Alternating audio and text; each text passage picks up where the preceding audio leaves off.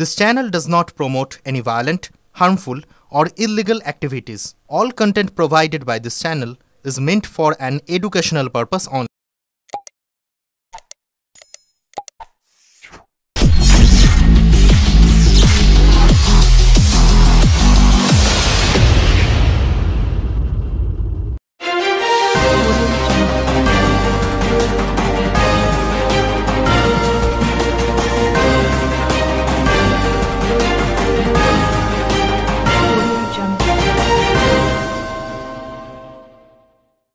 সম্মেলনে এসে মানুষ ভূঁইয়া বলেন, কোনো গ্রুপবাজি করতে দেব না। হুগলি জেলা সরকারি কর্মচারী ফেডারেশনের প্রথম সম্মেলনে এসে কর্মচারীদের উদ্দেশ্যে তিনি স্পষ্টভাবে জানিয়ে দেন, ফেডারেশনের নেতা হয়ে যদি দুর্নীতি করেন তাদের জন্য ফেডারেশনে তাদের কোনো জায়গা নেই। খাদ্য দপ্তরের নেতা হয়ে ডিলারদের সঙ্গে গল্প করব, যেদিন শুনতে পাবো সেদিন কাঁচি দিয়ে কেটে দেব। ভূমি দপ্তরের নেতা হব, দপ্তর কি পকেটে পুরে মহুরিদের ইউনিয়নকে কাঁধে চাপিয়ে মিস্টেক আর হটকেশ করব, সেটা হবে না।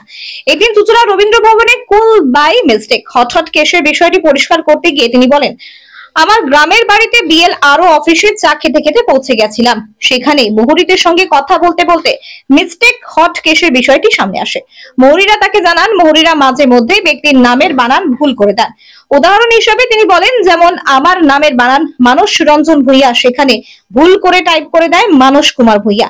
সেই ভুলটা বা মিস্টেক ঠিক করতে গেলে হট কেস করতে হবে। সেই হট কেস মেটাতে গেলে মন্ত্রী টাকা নেবার কথা বলেন, এমনকি জমি পরিমাণ অনুযায়ী টাকা লাগে মহুরিদের। মন্ত্রী বলেন, আমরা কিছু যুবক ভূমি দপ্তরে গিয়ে হট কেসের বিষয়টি মিটাই।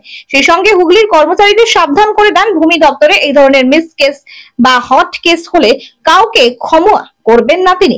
কর্মচারী ফেডারেশনের মঞ্চ থেকে নামার পর মানুষ ভূঁইয়াকে প্রশ্ন করা হলে তিনি বলেন, যদি আপনাদের জেলায় মিস কেস বা হট কেসের অভিযোগ থাকলে আমাকে জানালে অবশ্যই ব্যবস্থা নেওয়া হবে। এসএসসি প্যানেল বাতিল ও শিক্ষকদের পুলিশি নির্যাতনের ব্যাপারে মন্ত্রী বলেন, চাকরিহারা শিক্ষকদের বিষয়ে কর্মচারী ফেডারেশন দেখছে না, এটা শিক্ষা সেল এবং শিক্ষামন্ত্রী ব্রাত্য বসু দেখছেন।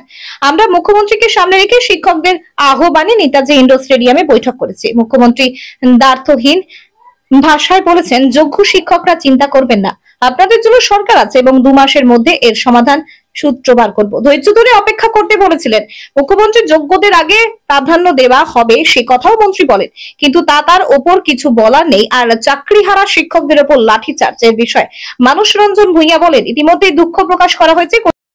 চুঁচুড়া থেকে আদির রিপোর্ট, আমার কলকাতা নিউজ। দেরি হয়ে গেছে আপনাদের,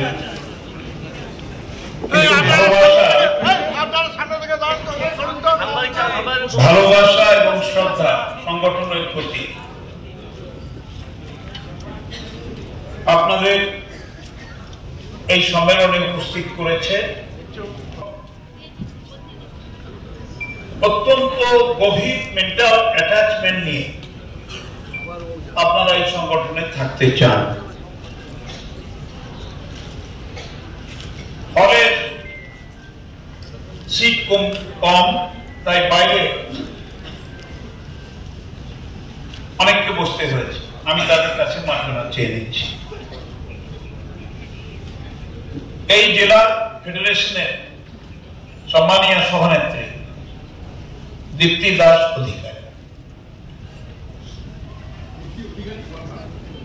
দাস অধিকারী সরকার এবং তার সহকর্মী জেলার নেতৃবৃন্দ এবং এই জেলার প্রতিটি অফিসে district magistrate, ADM, SDO, line department, মহকুমা শাসক, বিডিও, এগ্রিকালচার, বিএলডিও, ভূমি দপ্তর, সব ব্লক ওয়াইজ, মহকুমা ওয়াইজ এবং জেলা মাইকটা ভালো না, আপনারা এটাই ভালো প্রতিনিধিত্ব করার জন্য এসছেন। মঞ্চে আছেন শ্রী অরবিন্দ গুইল, আমাদের সভাপতি এবং বিধায়ক এই জেলার। আছেন মনোরঞ্জন বাবু, খুবই পপুলার বিধায়ক, বর্ষিয়ান মানুষ, দীর্ঘ সংগ্রামের প্রতীক।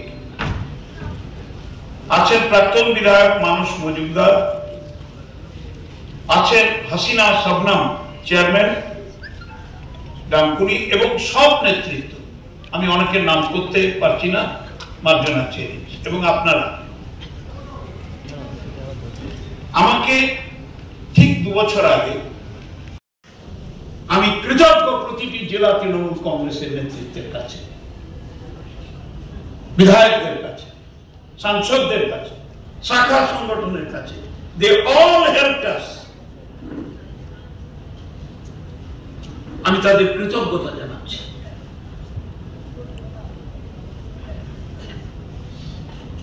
অনেক জায়গায় এখনো ধাক্কা খাচ্ছি আমরা।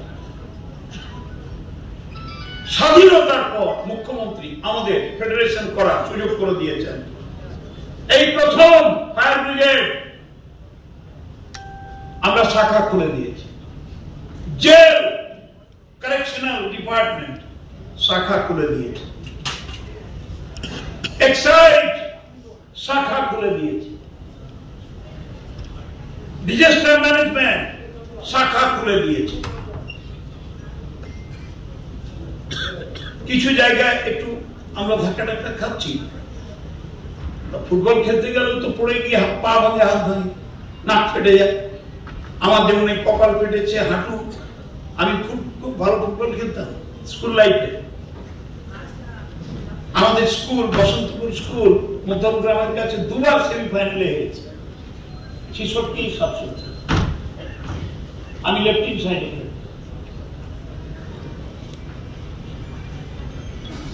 তো ফুটবল খেলতে গেলেও তো মাথা ফাটে, নাক ফাটে, হাঁটু ফাটে, বুড়ো আঙুল থেকলে যায়। তো আমরাও ফেডারেশনে একটু গুতগুতি খাচ্ছি, ধাক্কাধাক্কি হচ্ছে। But I declare federation will set up all the wings in each department.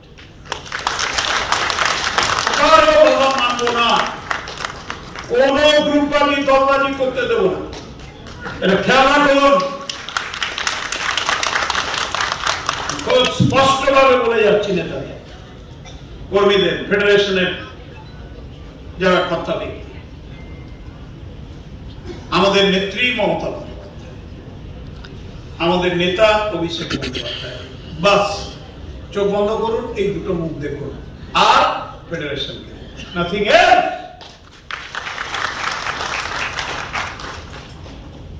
এর বাইরে যে রজনীগন্ধা তুলতে যাবে, গোলাপ ফুল তুলতে যাবে, শিউলি ফুল তুলতে যাবে, শরৎকালে যেতে পারে না, আমাদের আপত্তি নাই।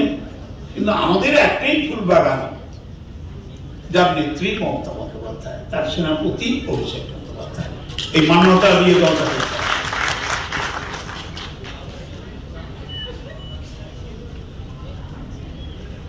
আমরা এগোচ্ছি। প্রথম ধাক্কা খেয়েছিলাম ভূমি দপ্তর, এখন ওটা মিটিং মোটামুটি স্টেবিলাইজ হয়েছে। এখন খোঁচা খাচ্ছি ফিশারিতে, ওটাও ঠিক হয়ে যাবে, আর কিছুদিন অপেক্ষা।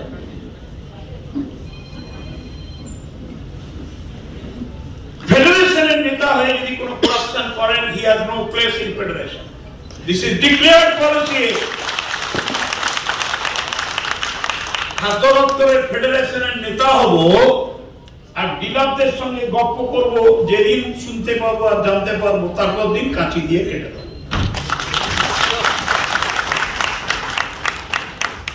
পরিষ্কার শুনে রাখুন। ভূমি দপ্তরের নেতা হব, বিএলআরওকে পকেটে পুরে মোহরিদের ইউনিয়নকে কাঁধে চাপিয়ে হটকেস, কি নামটা, মিসকেস হটকেস, এটা একটা অদ্ভুত ওয়ার্ড আবিষ্কার করেছে। আমার তো গ্রামে বাড়ি ভাই, আমি চুপি চুপি একদিন চা খেতে খেতে চলে গেছি বিএলআরও অফিসে। আমি ডাকলাম মোহরিদের, হ্যাঁ তোরা কি সব মিসকেস হটকেস করছিস? বলে দাদা বাবু, দাদা কি দাদা দাদা বল না, আমরা একটু ভুল করে দিই। কি করিস না, টাইপে ধরো মানস রঞ্জন ভূঁইয়া, মানস কুমার ভূঁইয়া করে দিলাম। আমি গেছি রেকর্ড আনতে, মানস রঞ্জন ভূঁইয়া, আমার রেকর্ড হচ্ছে মানস কুমার ভূঁইয়া। কি রে, তার কি করতে বলে, একটা মিস কেস হয়ে গেছে। বলে কি করতে হবে ভাই? না আপনাকে হট কেস করতে হবে। এই চোখে হট কেস মানে, হট কেস মানে একটু এটা লাগবে, কত লাগবে বলে জমির পরিমাণ যে একটু হোটেল বুঝতে পারছেন। আমি ফোন করলাম, আমার কিছু ছেলে আমার খুব ভালোবাসে বুঝলেন, তাদের 46টা বুলেট আছে, পাবলিকলি 6 ফুট করে চেহারা, দেখতে ভারী সুন্দর, MSc পাস, বিটেক ইঞ্জিনিয়ার, সমস্ত মোটরসাইকেলে সাইলেন্সার লাগানো আছে, কোনো শব্দ হয় না, কারণ বুলেট গুলো ghetto ghetto ghetto ghetto ghetto শব্দ করে। তারা এসে গেল, তারা বললো খুড়ো এই বিস্কেট হটকেস কবে উঠে করে দাদা, আজকে উঠে দিলাম। তো আপনাদের সব নেতাদের বলছি, একটা ব্লকে একটা ভূমি দপ্তরে এই বিস্কেট হটকেস যদি জানতে পারে, আমি কিন্তু তাদের ক্ষমা।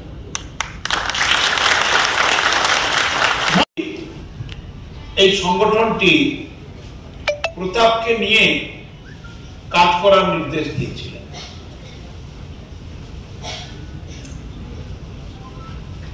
প্রতাপ প্রতাপ প্রতাপ নামটা জানতাম, কিন্তু প্রত্যক্ষভাবে কাজ করার সুযোগ ছিল। আমার পরিধি বিধানসভা, দলের অফিস এবং মেদিনীপুর শহর। আমি আগে বাংলা দেখতাম 44 বছরের লেভেলে, এখন বোধহয় কেউ নেই। 53 বছর রাজনীতির কর্মী, বাংলা চিনিয়া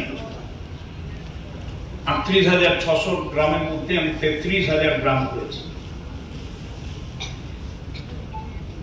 বাংলার মাটিতে প্রিয়রঞ্জন দাসমুন্সী, শ্রীমতী মমতা বন্দ্যোপাধ্যায়,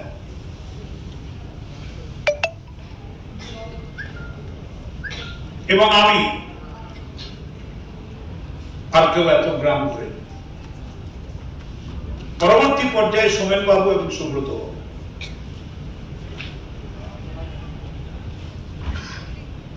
রাজনীতির মঞ্চে জাতীয়তাবাদী নেতৃত্বের পদতলে বসে রাজনীতি শিখেছি।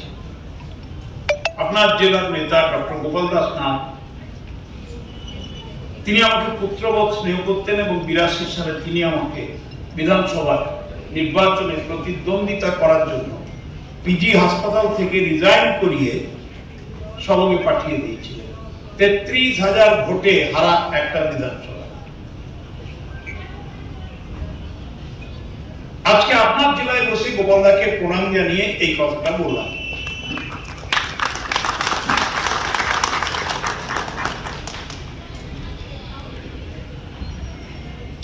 বরকত সাহেবের সঙ্গে কাজ করেছি,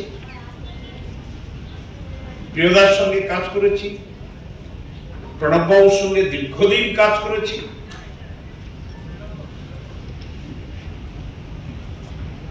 তাকে সরিয়ে সোনিয়া গান্ধী আমাকে প্রেসিডেন্ট করেছিলেন বাংলার।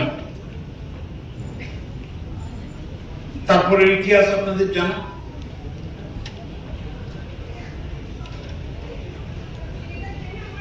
সুজন চক্রবর্তীকে পাবলিক অ্যাকাউন্টস কমিটির চেয়ারম্যানশিপ ছাড়বো না, এই দৃঢ় প্রতিজ্ঞার জন্য কংগ্রেস আমাকে লাথি মেরে সাসপেন্ড করেছিল। 50 বছরের একজন কংগ্রেস কর্মীকে 3 বার লুট হয়েছে, যার বাড়ি সিপিএম এর হাতে।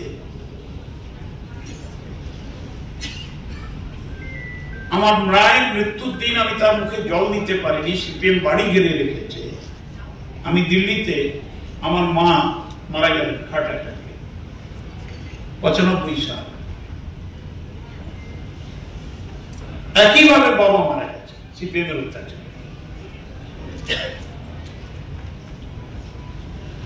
79, 80, 81 বাড়ি লুট হয়েছে, আমাকে কংগ্রেস সাসপেন্ড করে দিয়েছে। অপরাধ, আমি সিপিএম এর সুজন চক্রবর্তীকে পিএসসি চেয়ারম্যানশিপ দিতে রাজি নই। আমি বলেছিলাম কংগ্রেসের একটা লোক ঠিক করে দাও, এক বছর। কিন্তু আপনার জেলার সেই জগাই আধায়ের জগাই মান্নান সাহেব, আমি যাকে বলি খুবই আমার বন্ধু ছিলেন, কিন্তু মুশকিলটা ছিল ও যেখানে দাঁড়াবে বুড়ো আঙুল দিয়ে মাটি খুঁড়বে। আমি যার জন্য ওকে বলতাম বিক্ষুব্ধ লগ্নের জন্ম আব্দুল মান্নান সাহেব, 1.5 মাসের বেশি কারোর সঙ্গে বন্ধুত্ব করতে পারে না। তো প্রতিজ্ঞা করেছিল মানুষকে তাড়াতে হবে, তাড়িয়ে দিল। সঙ্গে মাথায় অধীর চৌধুরী।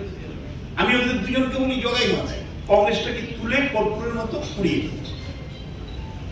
স্বাধীনতার পর বেঙ্গল বিধানসভা there is no single MLA from Indian National Congress. Contribution Abdul Mannan, Adhir Chaudhary, Delhi Congress.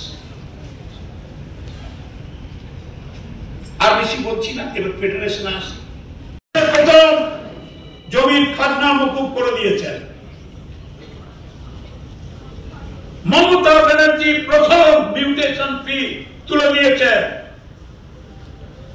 Mamata Banerjee, প্রথম কনভার্সন চার্জ মকুব করে দিয়েছে মমতা ব্যানার্জি, প্রথম সেচের জন্য কোনো ট্যাক্স নেন না জলে। মমতা ব্যানার্জি প্রথম প্রধান কৃষক বন্ধু হয়ে, কৃষক বন্ধু বছরে 2 বার একদম lowest level quantum of land তাকেও টাকা দিচ্ছেন। কৃষক পরিবারের কেউ মারা গেলে সেই পরিবার 2 লক্ষ টাকা করে পাচ্ছে। একটা স্টেট দেখা। আসুন সিপিএম বিজেপি, আমি ডিবেট করতে রাজি আছি, in public debate, in any place. বাংলার যেখানে যেতে বলবেন আমি যাব। আসুন আপনাদের সব বড় বড় নেতাদের নিয়ে আসুন। The farmers friendly government Mamata Banerjee ছাড়া ভারতবর্ষে কোথায় আছে? তাহলে ভূমি দপ্তর, এগ্রিকালচার দপ্তর কেন মাইক ধরে চিৎকার করে বলবে না বন্ধু? কি লজ্জা! লজ্জায় কুবড়ে আছেন নাকি করাপশনে কুবড়ে আছেন? কোনটা? আমি টকবক করে ফুটা ছেড়ে নিয়েছি।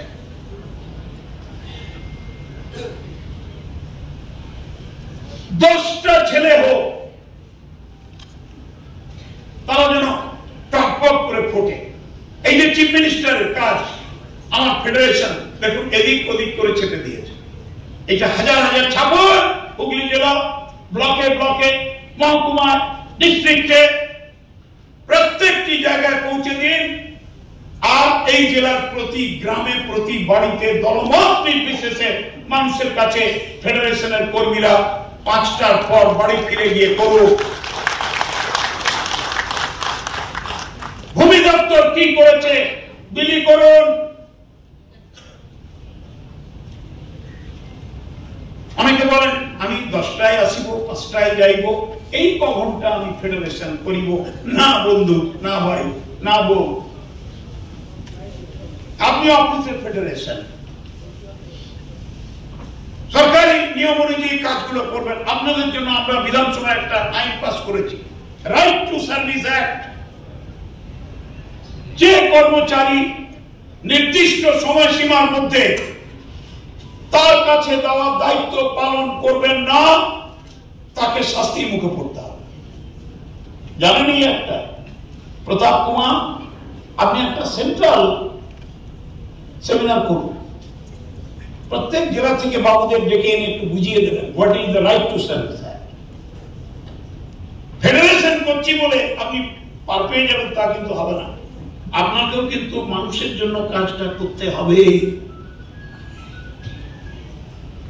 আরেকটা আইন আছে অফিসে, the dereliction of the responsibility of the government employees। সেই সরকারি কর্মচারী সঠিকভাবে তার দায়িত্ব পালন করছে কিনা, এই দুটোকে মেলাবো, তারপরে লিডারশিপ তাদের হাতে তুলে দেব। তাহলে হুগলির চুচুড়া দিদি দীপ্তি দিদি আমি ফেডারেশন, আর ঘরে গিয়ে কটকটে কমরেড।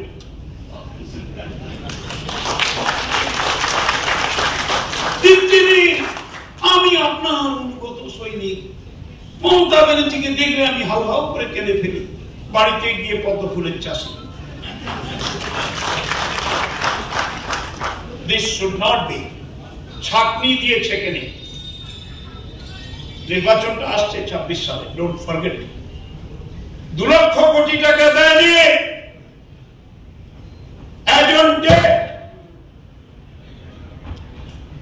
এই যে ডিবিসি 5 লক্ষ কিউসেক জল ছাড়লো, সবচাইতে ক্ষতি হয়েছে পূর্ব বর্ধমান আর হুগলি জেলা,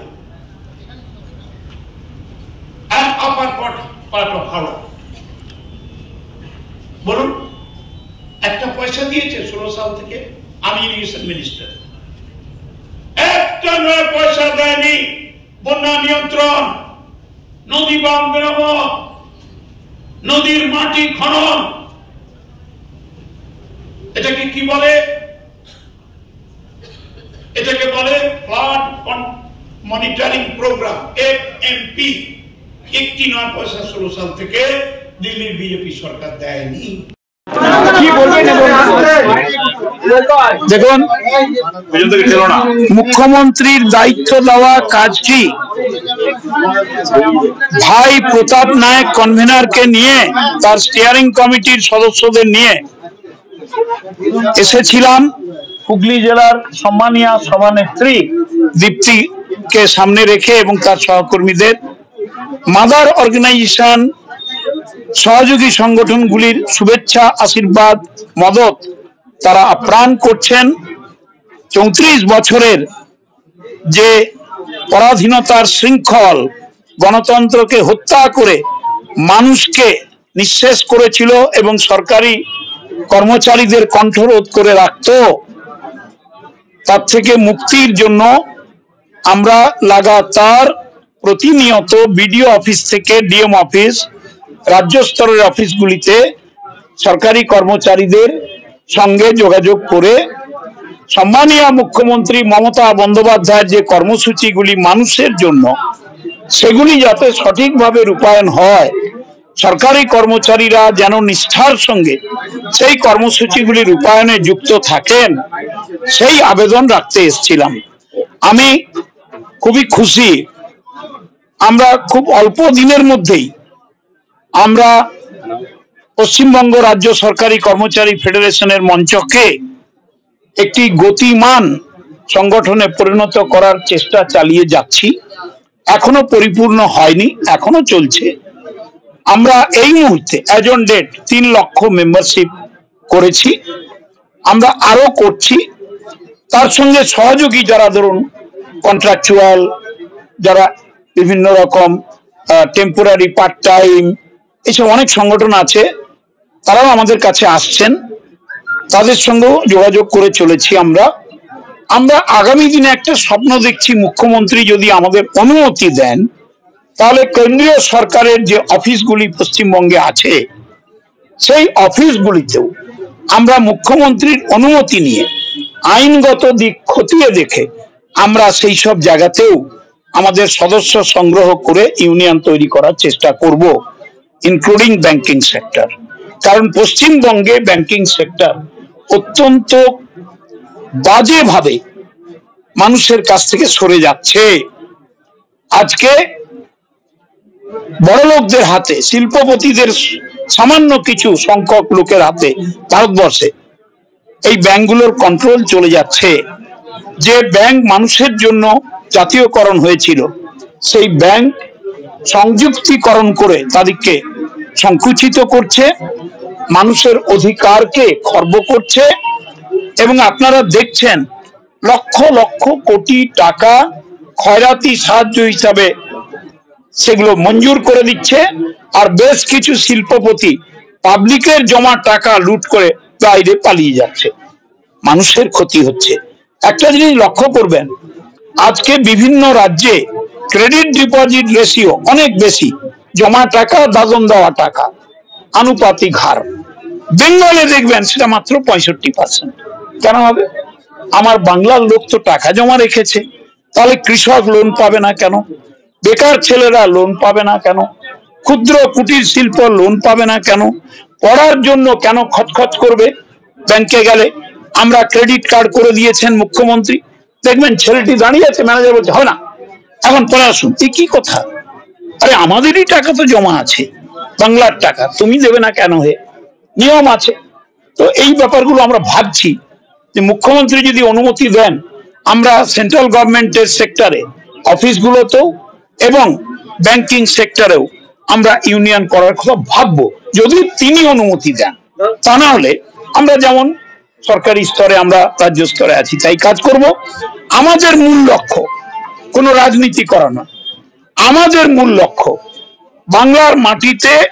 আপনারা দেখেছেন আজ এই ডেটে 2 লক্ষ কোটি টাকা কেন্দ্রীয় সরকার, বিজেপি সরকার দেয়নি, আটকে রেখেছে। তারই মধ্যে রেভিনিউ কালেক্ট করে নিজের ইনকাম বাড়িয়ে মুখ্যমন্ত্রী আজকে রাজ্যের বাজেট চালাচ্ছেন, উন্নয়ন করছেন।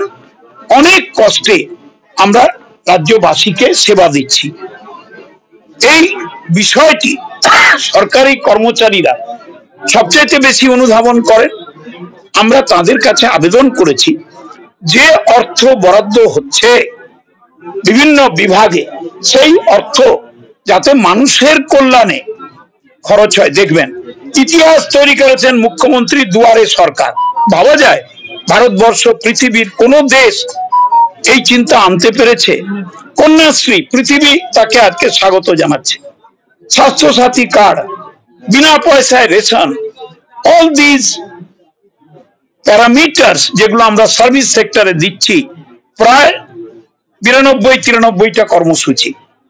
সরকারি কর্মচারীদের কাছে আমি হাত জোড়ো করে আবেদন করে গেলাম, নিষ্ঠার সঙ্গে, ভালোবেসে, শ্রদ্ধার সঙ্গে মুখ্যমন্ত্রীর ঘোষিত কর্মসূচি শহর, গঞ্জ, গ্রামীণ এলাকায় যেন রূপায়ণ হয়।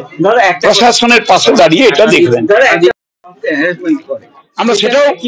আমরা সেটাও বলেছি যে সরকারি কর্মচারী 10টা থেকে 5টা অফিসের মধ্যে তিনি মেন মেরুদণ্ড। তার কথা, তার আচার, তার ব্যবহার, তার ডেলিভারি, কথোপকথন সরকারের মুখ হয়ে দাঁড়ায়। যদি কেউ কথা বলতে গিয়ে কাউকে আঘাত করেন সেটা দুঃখের। আমরা আবেদন করেছি মিষ্টি ভাবে কথা বলবেন, ভালোভাবে মানুষকে সার্ভিস ডেলিভারি দেবেন। কোনো কিছু না বুঝতে পারলে আমাদের কনভেনার প্রতাপ নায়কের কাছে জেনে নেবেন, আলোচনা করবেন, তারপর আমরা মানুষকে বলবো। আমরা একটা মানুষকে বলতে পারি ভাই কালকে তুমি এসো, বুঝিয়ে দেবো।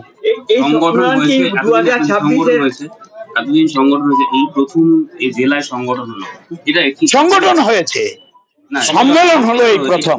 কারণ এরা কাজ করছিলেন, মেম্বারশিপ ড্রাইভ করেছেন। এই জেলাতে আমরা 7000 মেম্বারশিপ ড্রাইভ করে দিয়েছি। দেখুন এইসব কথা এই মঞ্চ থেকে বলতে গেলে ইলেকশন কমিশন ধরবে, বলছি না।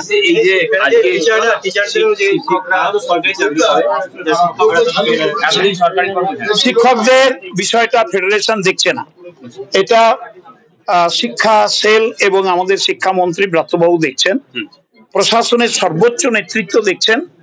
আমরা মুখ্যমন্ত্রীকে সামনে রেখে শিক্ষকদের আহ্বানে নেতাজি ইন্ডোর স্টেডিয়ামে বৈঠক করেছি এবং মুখ্যমন্ত্রী খুব ব্যর্থহীন ভাষায় বলেছেন যে যোগ্য শিক্ষকরা চিন্তা করবেন না, আপনাদের জন্য সরকার আছে এবং 2 মাসের মধ্যে একটা রেমিডিয়াল মেজার আমরা করব, একটু ধৈর্য ধরে অপেক্ষা করুন। এবং অন্য যারা বিতর্কিত জায়গায় রয়েছেন তাদের সম্বন্ধেও বলেছেন আগে যোগ্যদের নিয়ে আলোচনা কাজ, অন্য যারা আছেন তাদের ব্যাপারটা আমি পরবর্তী পর্যায়ে দেখব। এত ক্লিয়ার ক্লারিফিকেশন মুখ্যমন্ত্রী যেটা ইন্ডোর স্টেডিয়ামে দিয়েছেন তার চাইতে বেশি কিছু বলার আছে কি? আপনারা সংগঠন ছিল, কাল আপনাদের সংগঠনে শিক্ষকরা ছিল, সেক্ষেত্রে কালকে তাদের উপর লাঠিচার্জ অলরেডি তো দুঃখ প্রকাশ করেছেন, যেটা হওয়া উচিত নয়। পুলিশ কমিশনার সমেত কর্তৃপক্ষ বলেছেন এটা না হলেই ভালো হতো।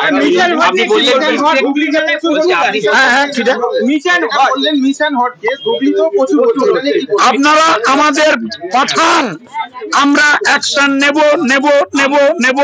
আমি একটা সামান্য উদাহরণ দিচ্ছি, কলকাতাতে একাধিক জমি বিভিন্ন জায়গায় আমাদের কাছে অভিযোগ পাঠিয়ে দিন, প্রশাসনিক স্তরে আমরা বসে আলোচনা করে ব্যবস্থা নেব। অভিযোগ বলাঘরের ভাঙন, আমরা সব জিনিসটার দিকে হুগলি জেলায় নজর রেখেছি। আমি এখন যাচ্ছি, আমাদের ওই একটি ভবন আছে, ওখানে বসবো। আমি ইরিগেশন এবং ক্ষুদ্র সেচ দপ্তরের সব ইঞ্জিনিয়ারকে ওখানে ডেকেছি, আমি ডিসকাস করব এবং নির্দেশ দিয়ে যাব।